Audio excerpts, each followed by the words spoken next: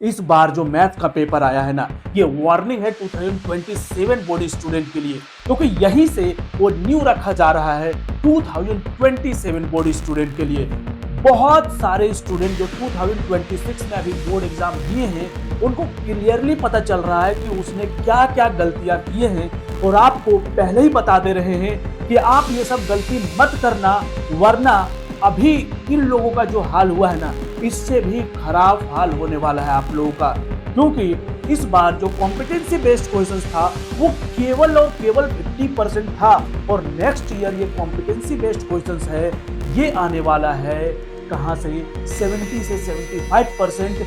तो next year का जो पेपर है वो इस बार के पेपर से ज्यादा डिफिकल्ट होने वाला है। मेरे पास 2 पेपर है और हमने लगभग सारे पेपर को एनालाइज किए हैं, जिससे मेरे को जहां तक पता चला, पिछले अगर 5 सालों से ही कंपैरिजन किया जाए तो इस बार का पेपर सबसे डिफिकल्ट है।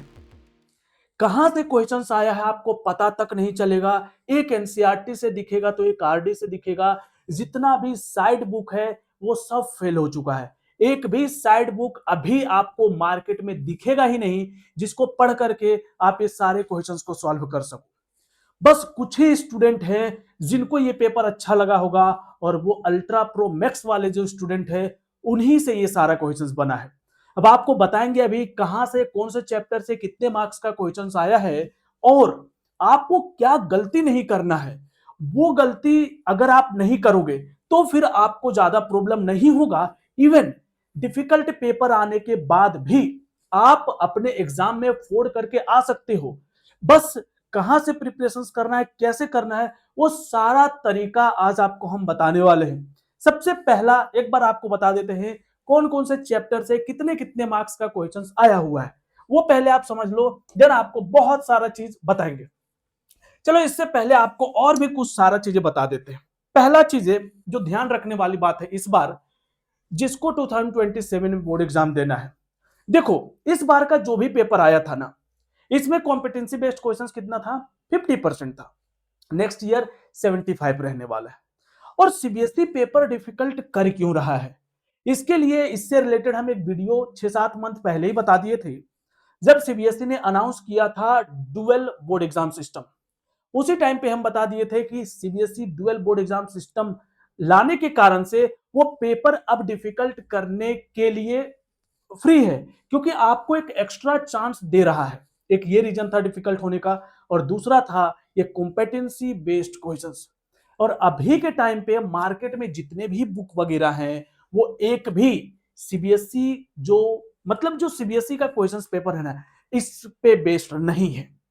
क्लियर है। चलो आपको क्या क्या नहीं करना है। पहला चीज है, पहला गलती, आपको क्या मिलेगा जब भी आप इंस्टाग्राम या यूट्यूब का शॉर्ट्स वगैरह स्क्रॉल करते हो, वहां पे आपको बहुत सारे ऐसे टीचर, सो कॉल्ड टीचर मिल जाएंगे जो आपको ये बोलेंगे एनसीईआरटी से ये इंपॉर्टेंट कर लो, ये कर लो, ये कर लो, ये कर लो। भाई अगर आप ये चिंदी हरकत करके सोचोगे कि हम बोर्ड में अब मार्क्स अच्छा लेकर के आ जाएंगे, नहीं होने वाला है। आपको क्या करना है, एकदम क्लियर कट बता रहे हैं, आपको केवल 1 या 2 या 3 टीचर को यूट्यूब में फॉलो करना है, वो भी लॉन्ग वीडियो के लिए। शॉर्ट वीडियो में जो बोलेगा ये एनसीईआरटी का ये उठा लो, ये कर लो, ये कर लो, भाई वो सब हरकत मत करना। एनसीईआरटी से अगर डीटो डीटो क्वेश्चंस पूछोगे ना, एकदम डीटो जो आया हुआ है, 10 से 12 नंबर का भी क्वेश्चंस नहीं आया है, डीटो नहीं आया है। कुछ कुछ सिमिलरली अगर मिला दे, अगर कोई स्टूडेंट केवल एनसीईआरटी पढ़ करके जाएगा ना, और एकदम थोड़ा सा भी अपना बुद्धि नहीं लगाएगा ना, वो 20 नंबर से ज्यादा नहीं ला पाएगा, 20-25 से ज्यादा नहीं लेकर के आ पाएगा।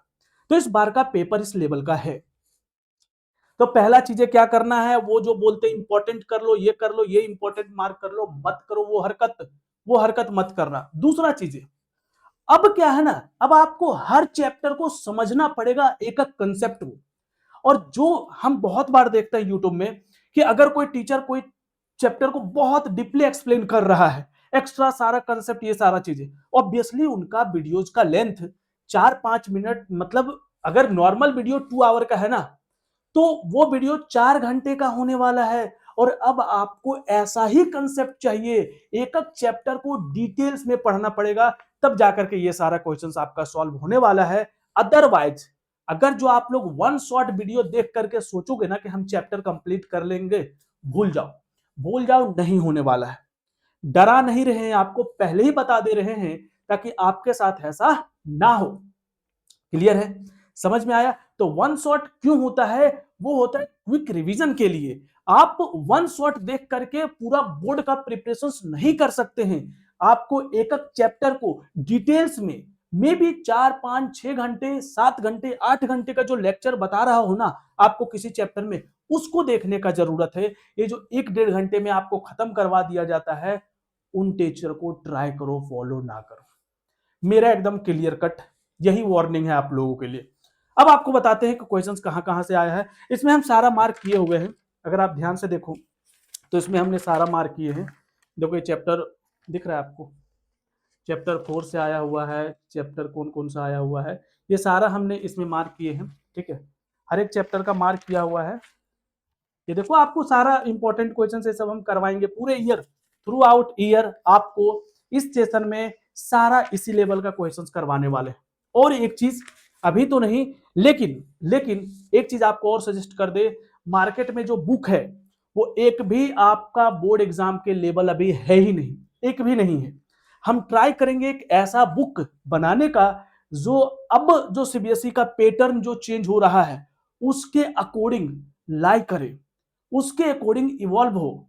बाकी जो बुक है मार्केट में वो बहुत ओल्ड स्कूल टाइप है, अब सीबीएसई के लेवल का नहीं है, और वो लोग इस बुक को अपडेट तक नहीं कर रहे हैं क्योंकि मार्केट में है ही नहीं ऑप्शन, तो वही बुक बिक रहा है। लेकिन अब ऑप्शन लेकर के आएंगे, जितना एफर्ट लगाना पड़ेगा एफर्ट लगाएंगे, और आप लोगों का ये जो प्रॉब्लम है ना ये सॉल्व करने वाले हैं। चलो देखो, सबसे पहले देखो मार्क्स कहां कहां से आया हुआ है। सबसे पहला एक एक नंबर वाला अगर आप देखो तो एक एक नंबर वाला चैप्टर 1 से 1 मार्क्स का आया था, चैप्टर 1 से 1 नंबर का आया है, चैप्टर 2 से 1 नंबर का आया है, चैप्टर 3 से 1 नंबर का एक एमसीक्यू आया है, चैप्टर 4 से एक एमसीक्यू आया है, 5 से एक एमसीक्यू आया है। उसके बाद चैप्टर 6 जो है ना वहां से 2 एमसीक्यू आया, चैप्टर 7 से 2 एमसीक्यू आया, और चैप्टर 8 से 2 एमसीक्यू आया है। चैप्टर 9 से एक भी एमसीक्यू नहीं आया है, जनरली बनता भी नहीं है और आया भी नहीं है। चैप्टर 10 से 2 नंबर का आया है, चैप्टर 11 से 2 नंबर का आया है, चैप्टर 12 से 2 नंबर, चैप्टर 13 से 1 नंबर, और चैप्टर 14 से 2 नंबर। ये सारे एमसीक्यू हैं। बट प्रॉब्लम क्या है इन एमसीक्यू के साथ, इन लोगों का जो एमसीक्यू इस बार था ना उसका लेवल जो है ना, मतलब सोचो कि ट्विस्टेड क्वेश्चंस या डिफिकल्ट क्वेश्चंस है, तो हम लोग क्या एक्सपेक्ट करते 3 4 डिफिकल्ट आ जाएगा, नहीं, पूरे क्वेश्चंस ही ट्विस्टेड ट्विस्टेड और इससे भरा पड़ा है। दूसरा देखो 2 मार्क्स का कौन कौन से चैप्टर से आया है, चैप्टर 1 से 2 मार्क्स का आया और में था, चैप्टर 2 से भी 2 मार्क्स का आया है, चैप्टर 4 से 2 मार्क्स का आया है, और चैप्टर 6 के एक 2 मार्क्स का क्वेश्चन आया, और चैप्टर 8 से और में 2 मार्क्स का क्वेश्चन आया है। उसके बाद अगर आप देखो, देख लो वहां पे सेट लिखा हुआ है, सेट 34 1 का बात कर रहे हैं, ठीक है। उसके बाद 3 मार्क्स का जो क्वेश्चन है वो आया है आपका चैप्टर 1 से, फिर 3 मार्क्स का और वाला जो क्वेश्चन है वो आया था चैप्टर 3 से, 3 मार्क्स का एक क्वेश्चन आया है आपका चैप्टर 8 से, और एक 3 मार्क्स का क्वेश्चन आया है चैप्टर 11 से, 3 मार्क्स का क्वेश्चन आया है आपका चैप्टर 12 से, और 14 चैप्टर से एक 3 मार्क्स का क्वेश्चन आया है। क्लियर है?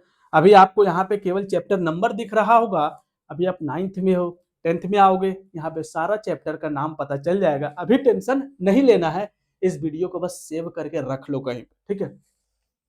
चैप्टर 5 मार्क्स वाला जो है ना ये बड़ा डेंजर क्वेश्चन आया था। 5 मार्क्स वाला लोगों को अच्छा खासा लिया है इस बार। 5 नंबर वाला एक 4 चैप्टर से था, उसके बाद सीधा एक 9 चैप्टर से था, एक था 10 चैप्टर से, और एक था आपका 13 चैप्टर से। और ये जो केस बेस्ड उठाया है ना, हैट्रिक जो लगाया है ना, चैप्टर 5 4 और 6 नहीं 5 6 और 7, ये तीनों से ही केस बेस्ड क्वेश्चंस उठाया गया है, और ये सारा केस बेस्ड क्वेश्चंस बिल्कुल ही अलग और न्यू किस्म का था, ठीक है। और 5 मार्क्स वाले में भी वैसा ही कंडीशन है। अब बोलोगे सर करना क्या है ये बता दो, हम लोग क्या करें ऐसा। सबसे पहला चीज आपको जो करना है, बोर्ड आपका 9th एग्जाम खत्म हो जाएगा, एग्जाम खत्म होने के तुरंत बाद मे बी आप 1 वीक का ब्रेक लो या कुछ ब्रेक लो, उसके बाद आपको थोड़ा बहुत रिसर्च करना है और बाकी देखो यार, हम आपको थ्रू आउट ईयर पूरा गाइड करने वाले हैं। प्लस में आपको कंप्लीट मैथ साइंस यहां पे करवाया जाएगा कंप्लीट, और वो भी एकदम एग्जाम लेवल पे।